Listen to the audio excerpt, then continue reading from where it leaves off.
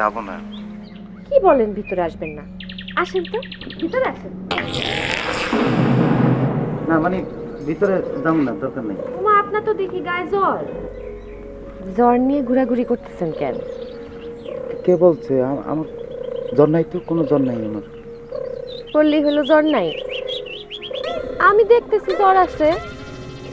জ্বরের ওষুধ খান নাই? হ্যাঁ জ্বরের ওষুধ?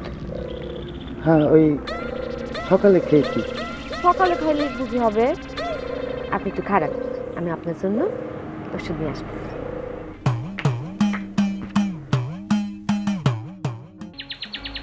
দেখি।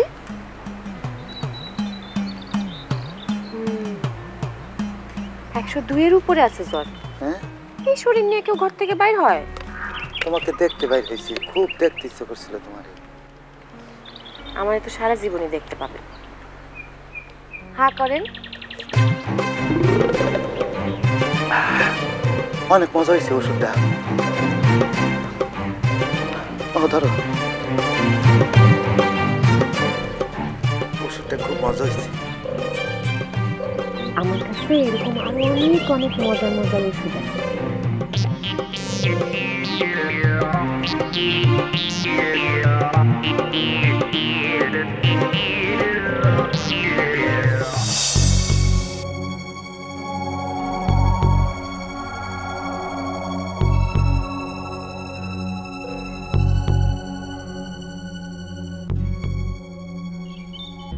জীবনটার একদম তেজপাতা মনে হইতেছে, মনে হইতেছে এই গাছ থেকে পড়লো উঠে উঠে। কি করবেন উস্তাদ, এটাই নিয়ম, কিছু করার নেই।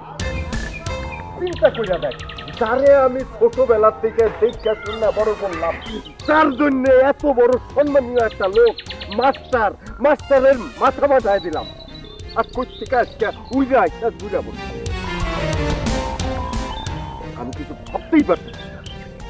আপনার অবস্থাটা কিসের মতো জানেন উস্তাদ? কাকের মতো।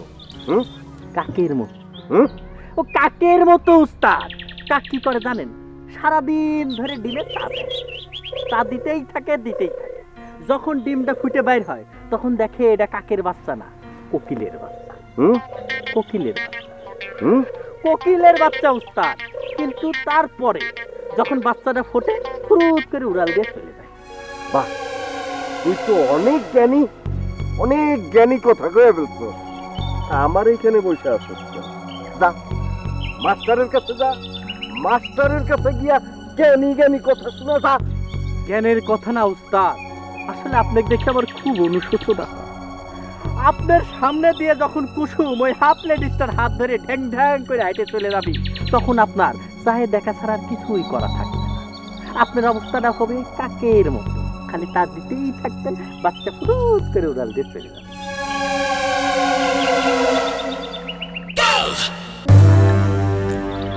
তুই থাক এখানে বসে, আমি গেলাম।